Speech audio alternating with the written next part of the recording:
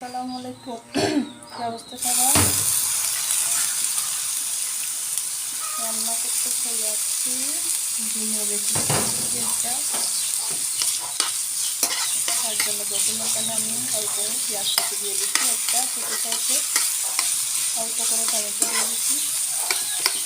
একটু প্রথমে আমি ভালো করে ব্রাউন কালার করে নেব। তখন আমি পরিমাণ মতো লবণ দিয়ে দিচ্ছি, মরিচের গুঁড়া দিয়ে দিচ্ছি 4 চামচে, আধা চামচের সাথে একটু কম।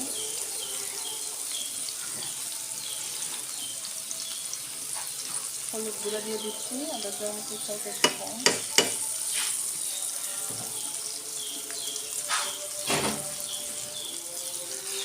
পানি দিয়ে কষিয়ে নেব।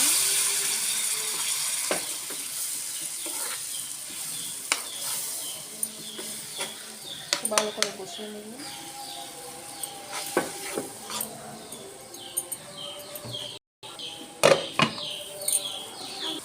এখন আমি একটা ডিম দিয়ে দিব, একটা দিছি।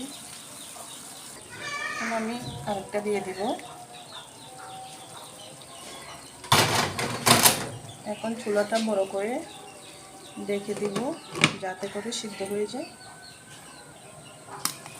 কয়েকটা কাঁচামরিচ দিয়ে দিব।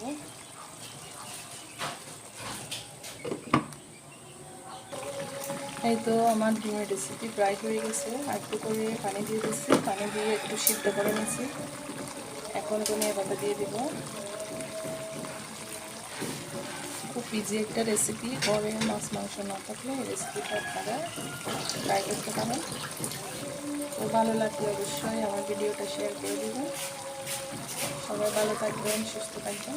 আবার দেখা হবে। আসসালামু আলাইকুম।